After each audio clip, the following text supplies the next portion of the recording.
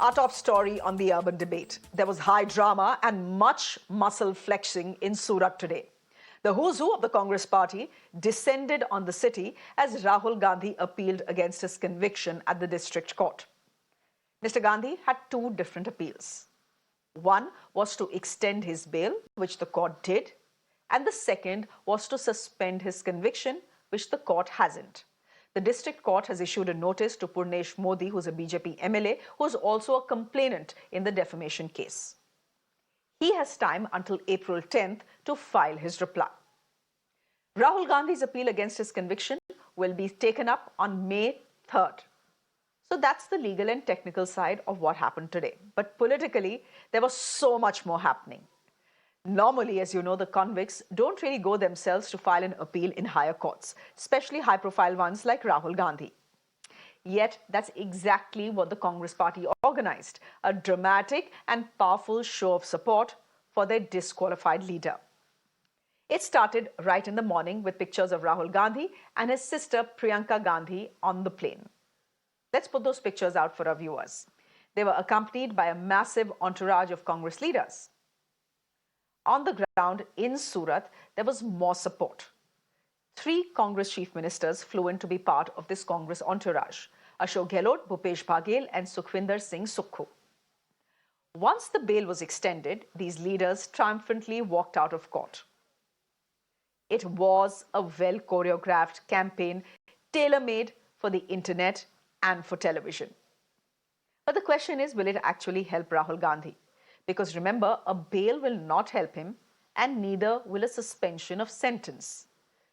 The only thing that can reverse Rahul Gandhi's Lok Sabha disqualification is a stay on his conviction. Rahul himself reacted to the bail order on Twitter. He called the court case a fight to save democracy. He said that truth will be his weapon in this fight. Lots of to and fro from the BJP and Congress today over that appearance in Surat. Listen in. नहीं, आज appeal file की गई। Court ने appeal को admit कर लिया और court ने उनको फ्रेश बेल दे दिया।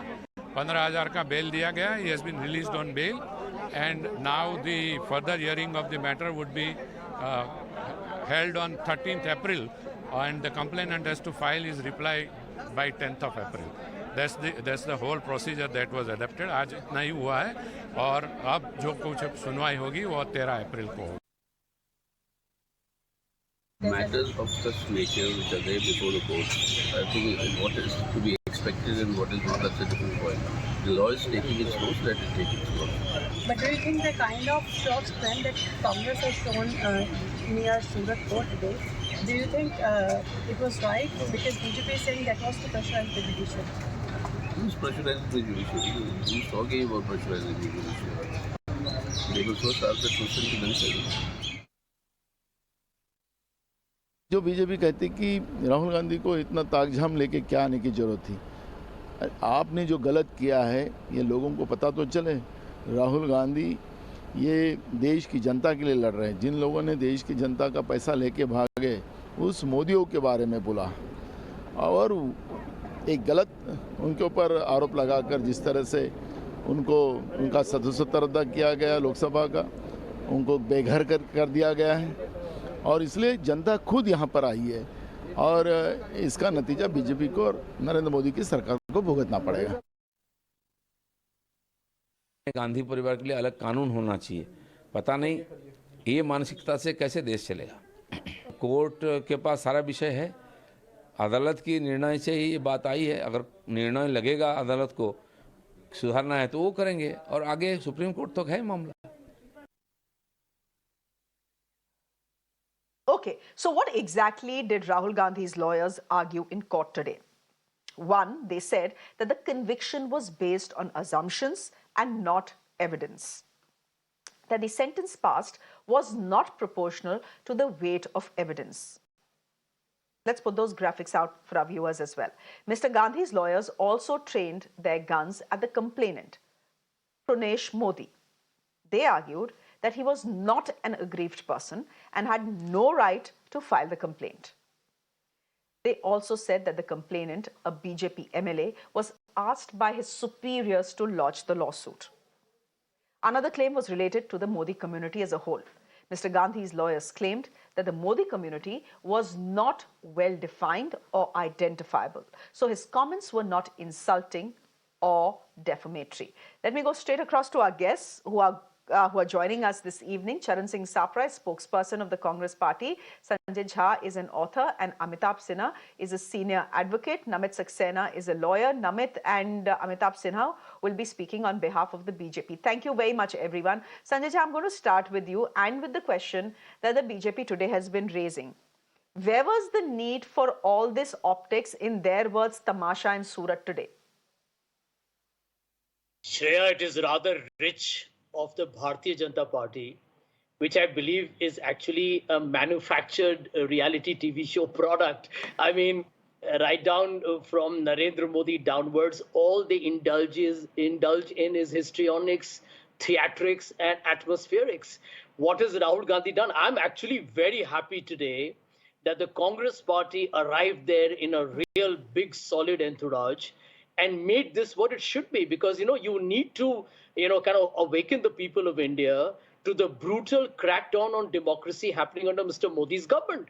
And I'm very glad, Shreya, that this has become another headline conversation today, because the people of India should know that you are today basically destroying every democratic institution in this country, because this is the politically vindictive party. And ever since Rahul Gandhi has begun to make the Adani issue and his extremely close buddy, Mr. Narendra Modi, into one big public conversation on crony capitalism and corruption, the BJP seems to be very rattled. I'm not going to get into the technical aspects of the debate, Shreya, which is that even in the central list of OBCs, there is no mention of the Modi community. I have had friends who are Parsis who are Modis. Correct. I've had friends who are Muslims who are Modis. And we know there are Baniyas who are Modis. And there can be many other, such kind of Modis all over the country. So to try and attribute that Rahul Gandhi was trying to mock the OBC community is, I think, mocking the OBC community itself.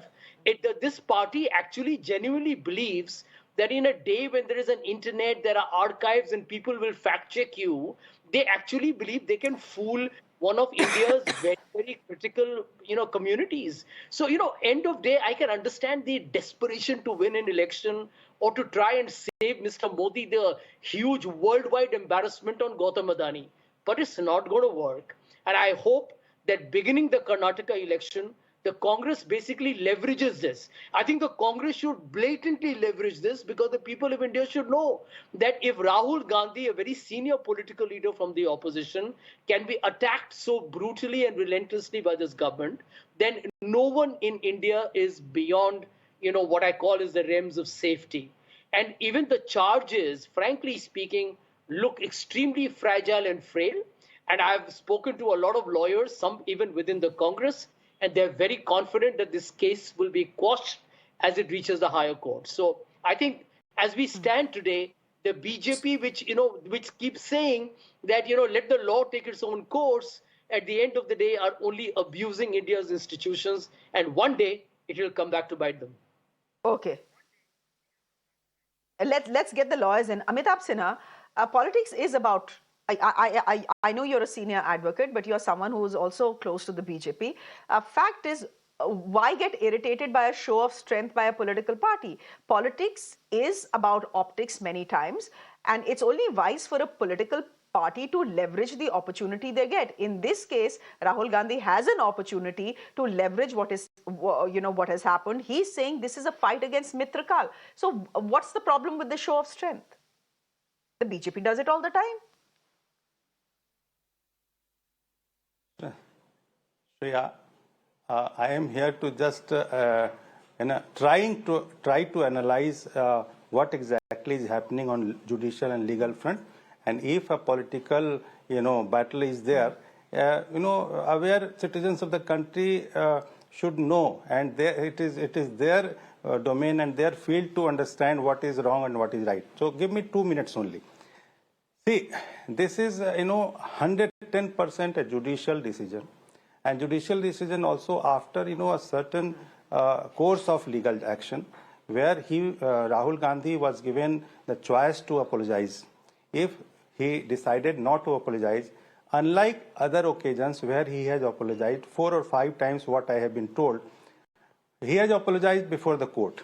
So if he has not apologized, and after that chance which was given to Mr. Rahul Gandhi, the court decided that because of his adamant and arrogant behavior, if he should be punished, and that punishment was as per the IPC 499/500, and after that, if the punishment was there, so where the government or the politics or political party comes into the picture. So anybody who is trying to say that this is basically I really respect Sanjay Jha, I respect his intellectual caliber, but I am amazed. He is saying this is a political vendetta, etc., etc.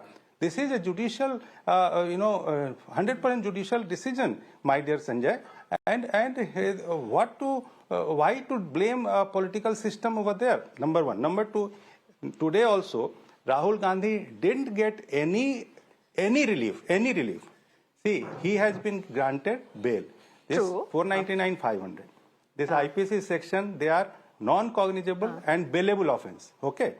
So anybody who is convicted under these sections, they will be given he will be given the bail. So this is quite normal. There is no relief. Relief would have been if the sentence was suspended, but Sessions Court did not give any relief as on date. But the entire reporting, I am really surprised that Rahul Gandhi has been given big relief. Now I'm coming to the final point. See, this there is no big relief. All that television channels are reporting is that the bail has been extended till the 30th. I am concluding. Only 30 seconds. Only 30 seconds. So this is a sort of a publicity stunt. See, all Bharat Yatra, I don't know whether the Bharat Yatra gave proper publicity to Mr. Rahul Gandhi or not. So this is a deliberate thing. If the apology would have been given to the court, there was nothing was required. But it was properly planned. And lastly, I am thinking seriously that Rahul Gandhi has been made a scapegoat to give Congress a booster. Yeah. Well, I don't think Rahul Gandhi will be made a scapegoat to give the Congress a booster. But the fact is, Charan Singh Sapra, you can come in here. Give me a minute here, Sanjay. Charan Singh Sapra, you can come in here. The fact is that the lesser relief that the courts give Rahul Gandhi, the better it is for Rahul Gandhi and the Congress party.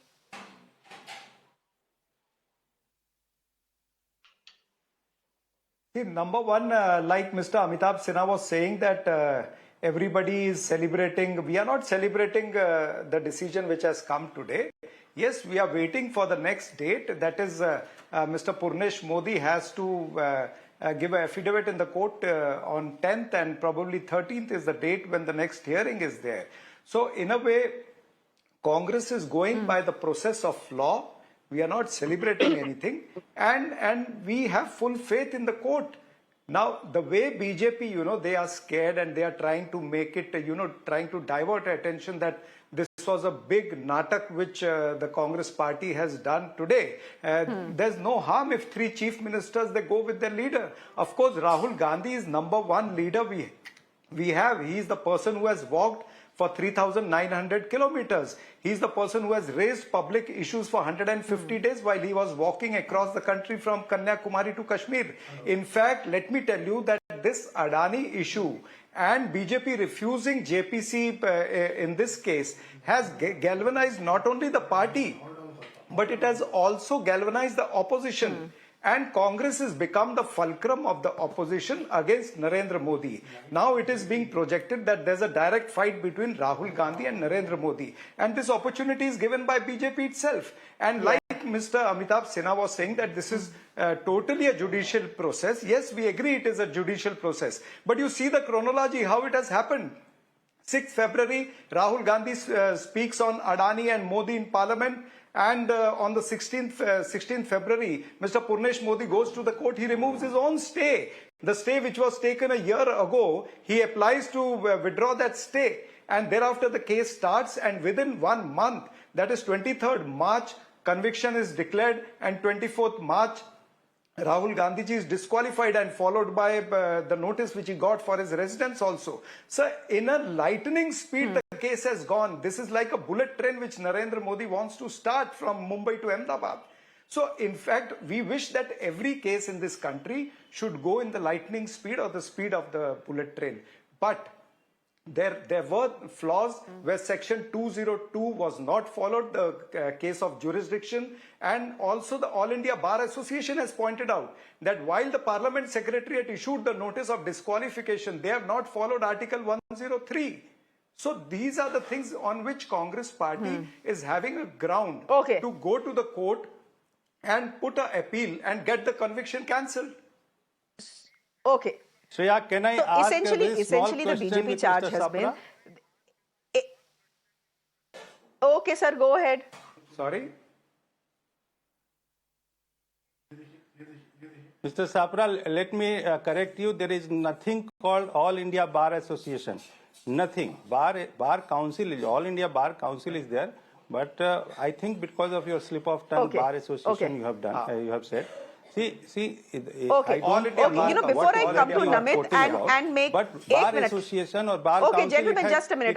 Thank you for the correction. It has nothing to do Before with I get this to judicial Namit, process. and I want to speak. Okay, sir, give me a minute here before I go to Namit and speak about what has happened in court and the arguments that were made in court. Very quickly, Sanjay Jha, you wanted to come in. You wanted to come in on the BJP calling this a political stunt. They're, saying this is a childish attempt to pressurize the judiciary, etc. Go ahead, and then I'll go across to Namit. Sure, just a short point. I mean, I think the BJP has basically pioneered the culture of optics in Indian politics. I mean, look at everything the Prime Minister does is a show, right? Even if he has a private visit, you have a crew of cameramen. I think politics today is extremely dictated by the power of media and social media. And I think Rahul Gandhi today has got a legitimate ground. I have a feeling that the BJP over a period of time is going to regret what they're doing, because India still has a Supreme Court, ladies and gentlemen. And while the lower courts may be coming up with some controversial verdicts, one is very confident about how the Supreme Court will react to it once it reaches there. Hopefully, it doesn't have to intervene. And I think, Shreya, this is the point that, as people of this country, they need to actually be very animatedly engaged with what's going on. I mean, I also respect Amitabh ji and whatever he says, but the truth is, this is not about the BJP and the Congress. To me, as an ordinary citizen, disassociated from my affections for the Congress or Rahul Gandhi, it's about how does an ordinary citizen perceive what's going on? How vulnerable are they? How susceptible are they to all kinds of intimidation, fake charges, fake news, and criminal defamation? It's scary, it's frightening, it's not good for democracy. And the Congress has been able to build a certain degree of campaign around it, which is credible. Namit Saxena, to you, I want to come on the specific point of the law. Look at all the arguments that were made in court today. Of course, one of the arguments made was that if you hold a bypoll in Wayanad, it's too expensive. It'll be a burden on the state exchequer. But I don't think politicians are particularly concerned about how the taxpayers' money gets spent. If they were that concerned, the parliament would have been functioning, right? The parliament hasn't functioned ever since, for the last three weeks or so. So, Namit, one of the arguments that has been made, in fact, this is the fulcrum of the argument that has been made in the Rahul Gandhi defamation case, that Modis are not a community. It's simple. The Modis are not a community. So how can you charge, it's a surname. So how can you charge Rahul Gandhi of defaming a community or hurting the sentiments of a community when the Modi is a surname and not a community in itself? See, when you address Modi as a surname, even assuming that it is not a community, you address Modi's surname as a particular class. And you create a class within a class directing an innuendo towards certain persons, in your political speech. So the law of defamation is very clear. The law of defamation is one, there has to be direct slander or libel, or innuendo, as this, as in the present case it may be. Second, it has to be published. There has to be a publication in any manner to a third person, not in the eyes of the person who perceives it or is the recipient of it, but in the eyes of general public at large. So that causes defamation is one. Second, what has happened today in court is that they've argued only on issuance of notice, so that you call upon the complainant, that complainant should, file a response affidavit to whatever appeal we are saying, whatever challenge you're making, and let him be, called upon and heard. Now, this is the law that, because this is less than 3 years, he ought to have been released on bail, sentence ought to have been suspended under 389 clause 3. So this is the procedure which is, directed as per the CRPG, which they have followed. So there is nothing wrong in it. Now, the complainant is to come forward and say that this appeal ought to be rejected. And please also remember, this is the first appeal. So first appeal will also be on facts as well as on law. So they have to address and satisfy the court that why they should, why this appellate court should uproot the trial court judgment, both on law and facts. So there is a higher burden now. So then that innocent until proven guilty is gone. He is guilty now. So therefore, he has to uproot and make an extra effort to, take out this judgment is one. But there is something which is very serious, which has happened today. This is, accepted on, across the panel today. All four of us will agree that, this was a show orchestrated and funded by the Congress party, for their political mileage of whatever reasons they have. But I'll tell you something, that this is direct interference with the administration of justice. See, you can't, as in the capacity of an accused or in the capacity of an appellant, you can't rush to the court with such a show and say that, that in case you don't, this is a direct threat to the court, that in case you don't pass a favorable order today, there can be, something which, can be a law and order problem. So if all the accused across the country, do this show, use their muscle power, use their political power, to go to the courts in appeals and, take along, a Zoom with them, this is something which is very serious. And in my view, this is direct interference with the administration of justice. This is highly contumacious. The court could have taken a very serious view of this. Make a show of I will let Mr. Sapra take that. Okay, I will let Mr. Sapra answer that question. Mr. Sapra, the lawyer on the panel is telling us that the show of strength that has happened, the show of strength that has happened, it's a direct interference in the working of the court. This is a pressure tactic, and he's saying essentially what the BJP is saying as well. Childish pressure tactic. Kya zarurat thi? See, the learned lawyer on the panel, Mr. Namit, when he's saying this, that means he's also pointing that the Indian judiciary is working under pressure also. What? I have never understood this, and I have never seen this. No, I'm saying this was an attempt orchestrated by the Congress party to 5,000. No, I never interfered. I never interfered. Please keep quiet. You may not have said. I am. Whatever you said, you said. Now I'm answering you. I'm answering you that this also shows that you are trying to mention that judiciary is working under pressure, that today if Rahul Gandhi ji has got a bail, he got a bail just because 5,000 or 10,000 Congress workers were there. Are you trying to say that? It's not that way, my friend. No, Sapra ji, Mr. Sapra, Mr. Sapra, it is not like that. It is so common. It's so common. I have already explained. You are caught on a wrong foot, please. This is bailable offense. You are caught on a wrong foot. This is bailable offense. Let me complete now. Let me. Why you are getting disturbed? Okay. Let me answer, please. Quickly, Mr. Sapra, quickly. As far as you Mr. Sapra, quickly, please have to wrap this chat. As far as you were saying that Modi's, I have this news which says कि गुजरात में 23 लोग जुआ खेलते पकड़े गए और संयोग से सभी मोदी हैं. Now some BJP fellow should also go and file a case over here. In the case of Khushbu Sundar, who tweeted in 2018, what she said? She said Narendra Modi means corruption. Modi means corruption. She also mentioned Lalit Modi, Nirav Modi, everything. And there's a different rule for Khushbu Sundar and a different rule for Rahul Gandhi. Just because Khushbu Sundar went to BJP and she has passed the test of a washing machine with a Kamal detergent, she has been given a cabinet rank post in the central government. So there are two rules in BJP, one for opposition and one for the people who enter into BJP. So my dear, you also have to keep this in mind. All right. Mr. Sapra, we'll leave it there for the moment. Namit, thank you very much. Thank you very much, Sanjay Jha, for joining us. And thank you, Amitabh Sinha, for joining us as well. A quick look at what else is making news across the country today. Much has happened apart from what happened